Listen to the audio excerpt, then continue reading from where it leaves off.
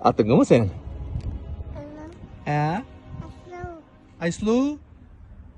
Nişe içtin? Bitti. Magazinge varıp ne yapayım? Ay.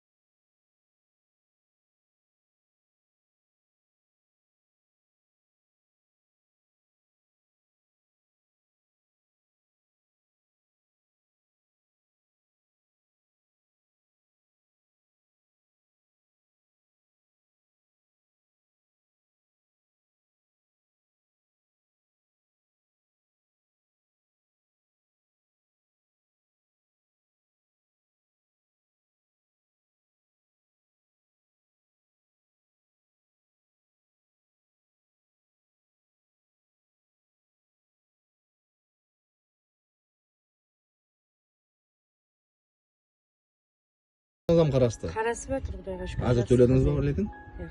Qancha day qarzınız var ijarada? Bir yıldığım 300 milyon ayına. 3 milyon day. 3 milyon 600 yok. İjaraga 3 milyon 600 day qarzı var mı? Sondadan demet. Yok yok, onda batqan çok aytı. Otura ber jagdayımды көрүп turpan көзüm менен. Ben çok жерден не калмайман го, сенем чыгарып жибере алмайман 3 балам менен. Деп жагдайым бар. Allah razı olsun bu apamızdan. Adette bir ay töre almasa da çıkarıp jibirsin. Ne sebep bunday küydemiz hazır? Men az kүйөөм Казакстанга учеттан чыгып кетти. Содан кийин мен сол жагдайга түсүп калдым. Küyöңüz qancha vaqtdan beri xabarlashib turadimi? Yo'q, azma қазіргі уақытта хабарласып тұрған жоқ. Kelib qolsa ne qilamiz? Kelib qolsa жасаймыз. Балдарым Солайма? Сапа кершілік жоқ па ер азаматқа? Енді білмейміз, дұрыс па? Білмейміз ғой, сыртта жүріп, мансат емес. Оған ол қандай жағдайда жүрген мен білмеймін. Адамдар айта береді ғой, гәп сөз ол бүйтті, бүйтті. Үйленіп кеткен шығар деген гәплер естіп жатырмыз, бірақ мен сенемін. Köyümüzge mi? 3 balam var. Allah razı olsun da şarayette köyümüzden kafa bulmayı kutu otkanımızga. Köyümüzge de sal endi biz de bilmeymiş şaday ne oturgan, lekin bu nekim şu sağ olsa, sağ жүрген bolsa, nasap dileymiz o. Бәріне сауға, денсаулығы мықты деп, аман сау аяқпен кеге кетеді. Müracaat kılığıdan maksat şunday deysiz, he? Соққа дейін, бірақ мен еш жерге барып жәрдем сұрап көрген жоқ едім. Өзім мәжбүри болдым. Бір ертеңгі күн күйеуім бетін шіркеу болмасын, мынау әр жерге барып, әкіметханеге барып жәрдем қолын созып жүрді, сен қатының деп айтпасын деп, соққа дейін неғылған жоқ едім. Allah razı olsun. Бұл бізден біз жүдә бір müracaat қылып не отқан жоқпыз, біз өзімізден топ келген есабымыз болып тұрды. Бұл видео ешқандай бір күйеуіміздің арнамыздан тиеді деп ойламаймын. Біз себебі осындай су атыраптарды көп айланамыз, жүреміз, көреміз, бәріп жайларына қараймыз, барып хабар алып көреміз, қалай болып жатыр, бұл жерде кім жасап жатқан екен деген мақсатта да müracaat қылмадым деп жатырсыз. Жұмыс абадаластыруда қазір. Бір айлықпенен ерлеп жатырмыз. Қазір мағлұматқа көре бізге келген kredit мәселесі, яғни алдап кеткен. Не болған? Кондиционер әперіп едім ғой, қоңсы балаға. Не қылатыпты, сыға шыдай алмай атыпты, кондиционер әперісіп, өзім төлеймін аймай дегенде. Төлемей кетті болды. Төлемей кетті. Не дейді, жығылғанға тепкен дейді ма, қалай? Мағыз, Allah razı olsun, сізді әдетте көп жерге барсақ, өздерін бұндай қиыншылық жағдайда ұстап тұра алмайды, түсінеміз, жылайды, сіз лекін күліп қарсы алатсыз бұны. Ішіңіз жылап тұрған сезіліп тұрды бәрібір де, ішіңіз жылап тұрған бәрібір сезіліп тұрды. Ол өзі зорға тұрған уақытта үстіне жетпегендей біреу атыңызға кредит алып, және оны төлемей кетуі. Allah razı olsun. Sağ боласыз, саламат боласыздар, достар, қалған мағлұматтарды беріп өтеміз сіздерге. Қараң үйдің жағдайы осы. Және бір мәселе бар екен. Şu da bir сақия бар екен, өзім. Bir жәрдем беремен деген адамдар болса, мынаның төбесін еплеп, енді шипір көтерем екен деген сұрақ бар да бұл. Шипірлатып алсаң, еплеп жәрдем беретін адамдар болса, шипірлатып алсаң, сол 3 миллион 600 ба, онан бермек қо деген сондай бір сақия адам келсе, шипірлатып ал. Астында су өтіп кетпесін, өзің арқаңа отырасаң, бір жана менен ақшадан кешемен деген гәптерден істеткен жүдә жайып. Қара? Мүмкінетлер. Кішкене жай өзі, шипірлатып беретін адам болса, бірақ кеп үйрену керек, шипір көтере ме, көтермейді ма. Меніңше жеңіл ағаштардан бастап көтерсе керек деп ойлаймын. Har xil жағдайлар болады осындай, лекін қараң, бір нәрсеге бар берің.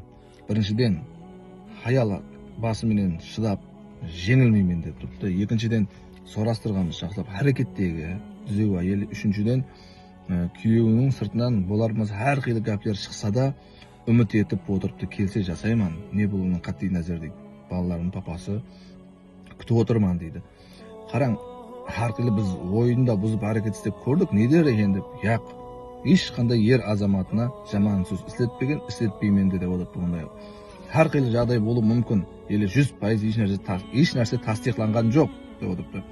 Әттекі растан да айтайын, ауыр болса да, үйленіп кеткен болса да, қайтып келсе шаңырағына мен жасаймын. Күйеуім хақында ешқандай жаман гәп айта алмаймын деп отырыпты. Не себеп? Қиын ахуалда, осындай жағдайда отырса да, енді ер азамат хақында да жаман пікір білдіре алмаймыз. Хақиқатында тастиқланған еш нәрсе жоқ еле.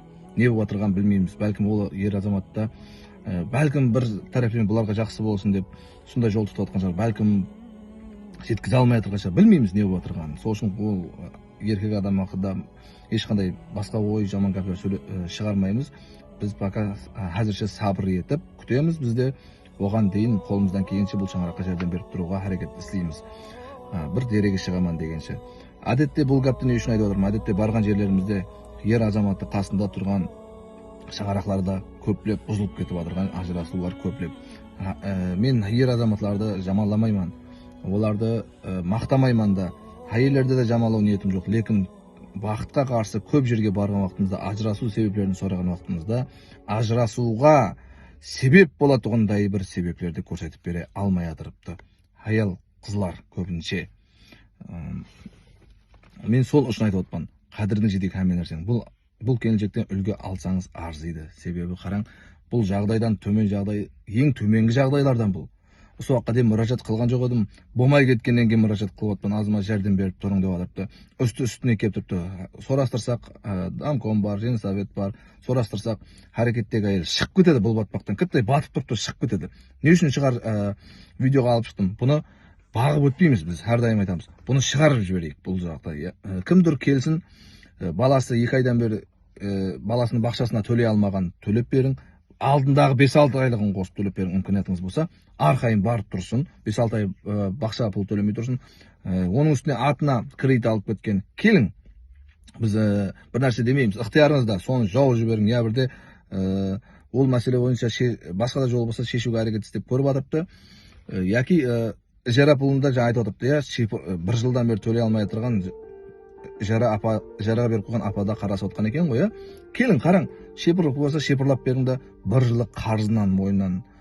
Бұл үлкен сауап болады, бұл үлкен сауап. Бір жылық қарызынан кешіледі. Басын кішкентай жер, жеңіл ауыр емес, арзанырақ жеңіл ағаштармен шепірлап, мықларақ қылып байлап қойсақ, мәселен, ол имканият бар. Уақытта басқа да көрсетпейтін жұмыстар бар. Сол себебі біз тоқтай алмайбыз бір шаңыраққа. Тек іләжіміз жоқ, мұражат етіп тұрғаннан кейін барып үйреніп сіздерге міне ықтияри тәрізді тастап беріп жатырмыз. Кеше өткен шаңырақта да, бұл шаңырақта да өзіміз қолға алсақ болады ғой, лекін уақыт кетіп қалады, суық күндер келіп қалады. Біздің істеп жатқан объектілеріміз бар басқа. Сізге көрсете алмай тұғын. Біз бұған қарай алмай жатырмыз. Сол үшін сізге шығарып беріп жатырмыз. Достар, келін көптеп көмектеп әмеміз. Біреуіңіз ана өткен үйді, біреуіңіз бұл үйді қолға алың, имканияты барлар. Біз келемен дегенше бұл жерге суық күндер кіріп кетеді. Сол себептен сізге ұсынып жатырмыз, достар. Айта берсем көп гәп, қараң қазір видео созылып баратыпты. Келін біргелікте имканияты барлар, және бір мәртебе байланысқа шығың. Осы шаңырақтарды батып тұрған жерден тек шығарып жіберейік, болды. Өздері алып кетеді қайдан. Сау болың, саламат болың, имканияты бола тұрып, жағдайлары бұндан әдеуір жақсы бола тұрып, дат, фарят сабатқалар сіздерге айтарым. Өрнек алың, жұмақ шығарыңдар.